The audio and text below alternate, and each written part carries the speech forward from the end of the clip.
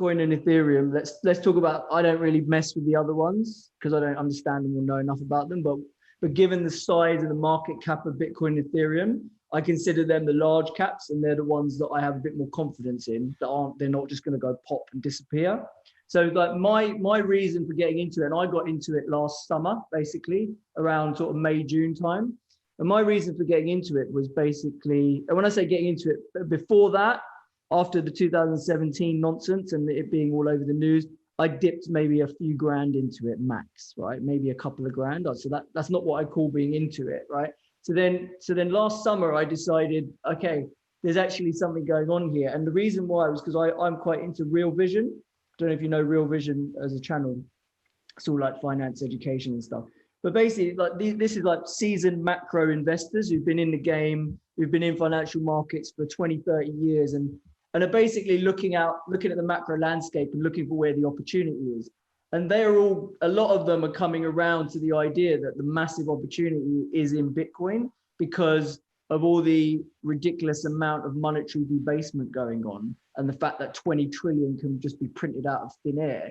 So we're getting to a point in the last year where the soundness of our money, right, the confidence we have in the soundness of our monetary system and our fiat currencies is becoming a bit of a joke, basically, right? So then people are looking for ways to protect themselves against the fact that that money is just being devalued year after year after year because they back themselves so far into a corner that ever coming out of QE and coming out of these policies is just not an option. Because the minute asset markets drop by 20, 30%, they shit themselves. And then they do the same all over again, right? So because they've done that the only end game is more and more monetary debasement. So then what do you hold as assets to protect you? Because if you hold cash, you're screwed, right? And a lot of us did hold probably too much cash over the last 10, 15 years. And we're seeing the purchasing power of that cash disappear. So your first go-to in that environment in macro is gold, right? I mean, that's 5,000 year history. It's been the debasement hedge forever. It's considered a sound form of money and a store of value, and it will always be here and has always been here, basically, right?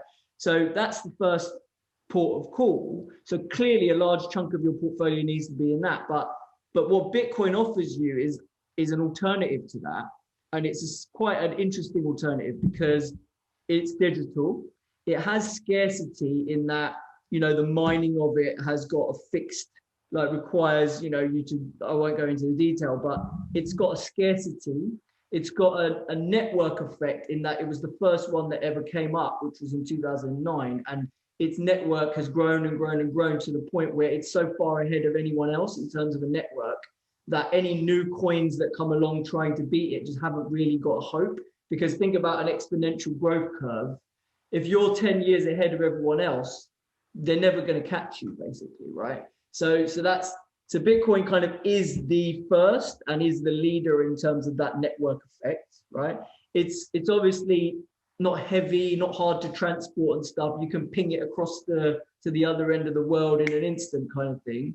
So it's got that portability. It's obviously you can chop it into very, very small chunks. So again, unlike gold, which we probably got a minimum clip size, right? So it's got some unique things that make it different to gold, but in terms of the sound money aspect, it's there and it's an alternative. And for the millennial generation and all the youngsters, they see it as a more interesting prospect than owning gold. Now the kicker is there's two things that make it very attractive from a price appreciation standpoint compared to gold, right? And that would be, for me, that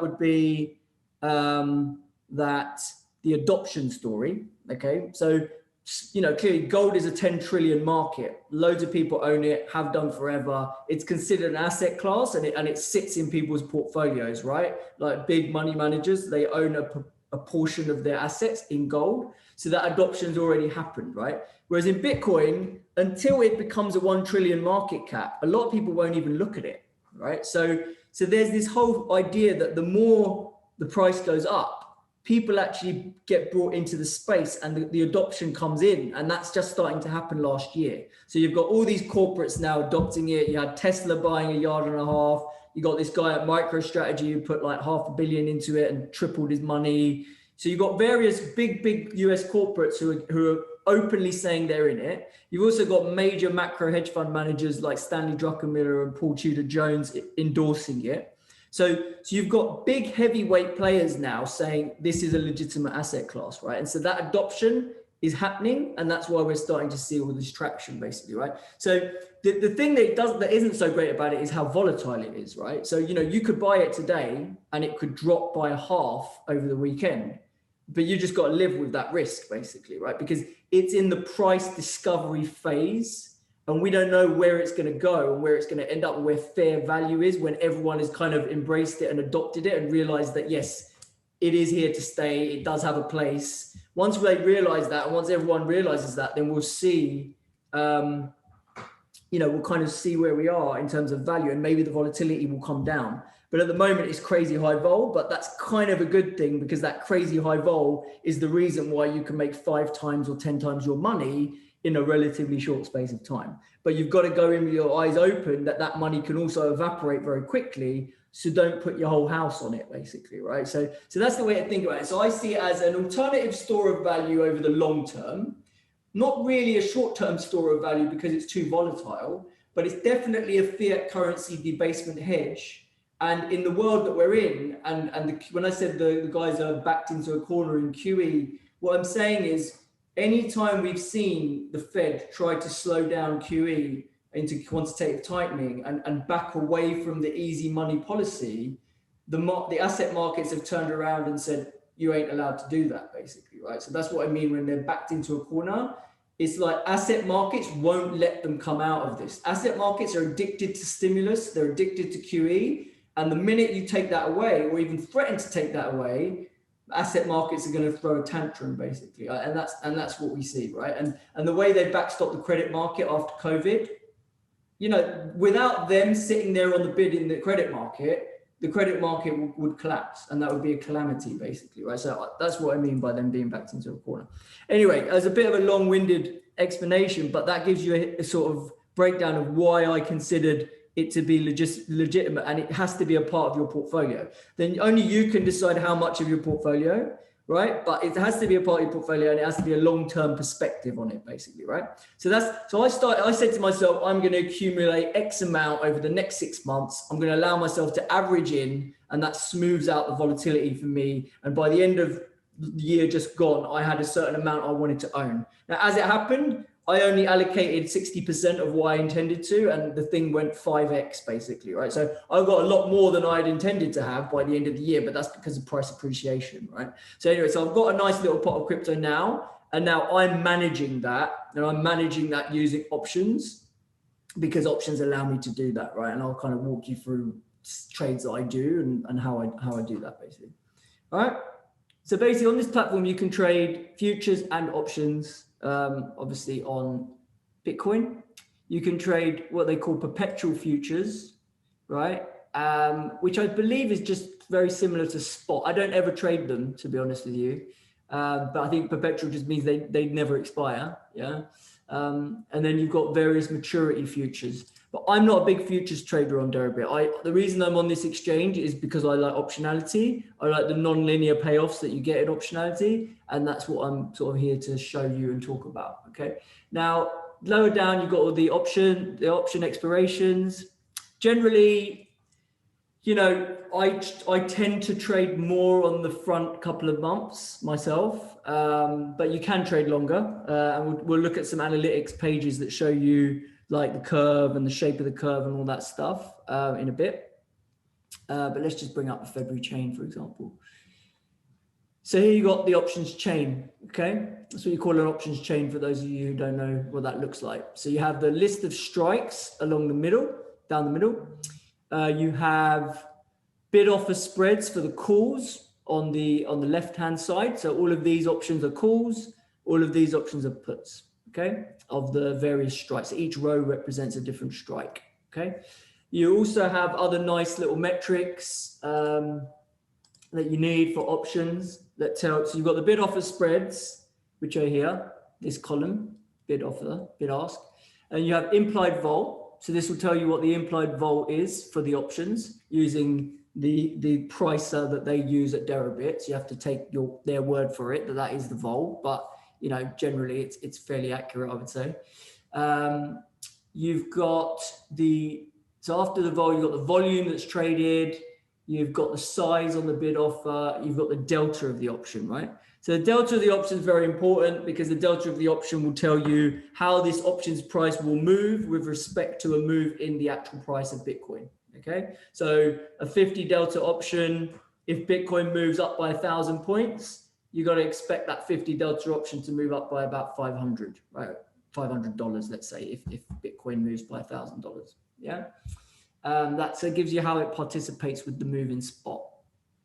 Okay, it doesn't have the Vega up on here. The Vega is the sensitivity to the implied vol number. It doesn't actually have that on there on the actual chain, but then once you trade the options, it does show you what the Vega exposure is. Okay, so so you can see here, I've got a position, right? This pos column tells you the position. So I've got a position in the February 38,000 calls, which I'm long one contract, and I'm short 1.5 contracts of the 52,000 calls there. Okay, so for those who don't know what that payoff looks like, I've basically got a call spread. Right? If I bought one of those calls and sold one of those calls, I would have a call spread that would look like this. Okay. But because I've sold an extra half option up there, I've got a trade that looks like that. Okay. So that means I will start to make money in Bitcoin above 38K. I will make the most amount that I'm going to make at 52K. And if it keeps on rallying, right, at 80K is where I'll start to lose money again, basically. All right, and that all happens between now and the 26th of February, right? So I have fairly decent comfort that this thing's not breaking 80,000 by in the next 2 weeks, basically, right? So that is the way I can participate in the upside. Now I entered this trade at a nice price of about $1,000. Okay, $1,000 this structure cost me.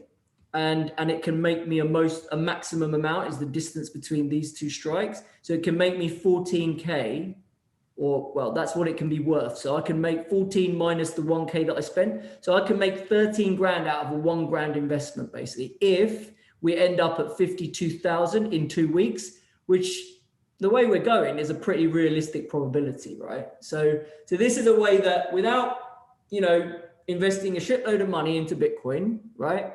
Just think about it. Think about that, right? To make $13,000, dollars from here, if Bitcoin was basically, Bitcoin rallied another 5,000, how much would you have to invest in actual Bitcoin itself? You'd have to put a lump of money down, basically, right?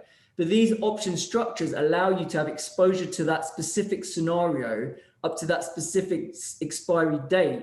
Yeah, and you can set up these quite nice risk profiles, basically, right? So that's what I ended up doing as a bit of a tactical position. I actually legged into the trade. Legging into the trade means I traded the long side of it first when the market dipped, and then when the market bounced a bit, that was when I sold out the higher strike, right? So I kind of legged into that position, which is why I got into it at that nice price of 1,000, which sounds pretty cheap for that structure.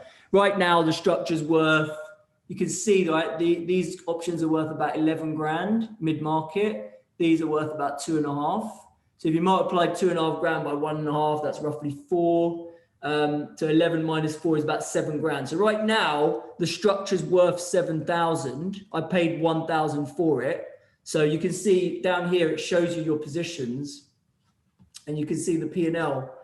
So if we look here, let me clear some of this, clear all drawings. So where is that structure? So it's here, right? You can see that the sum of these two things has made about 6K right now. Yeah. So if I wanted, I could just liquidate the position and take my 6 grand and run. But I actually quite like this position as a way of owning Bitcoin in a risk controlled way and participating in some further upside, basically, right? So that's kind of how it is. So now that is a structure I like doing quite a lot, right? So that is one of my main ways to speculate on Bitcoin going higher. It's to do call ratios and 1 by 1.5 call ratios in particular, because I don't perceive them to be overly risky, right? And they take advantage of the fact that vol is very expensive in Bitcoin, right? Because Bitcoin vol trades in the hundreds, especially on the upside where you're selling, right? You're selling higher strikes. Generally, higher strikes trade at a much higher vol. And so this structure offers you really nice payoffs and really nice break-evens because you're taking advantage of the expensiveness of that volatility, basically. Okay, so that's one of the speculative type trades that I do. And another speculative trade that I did to play the upside in the space was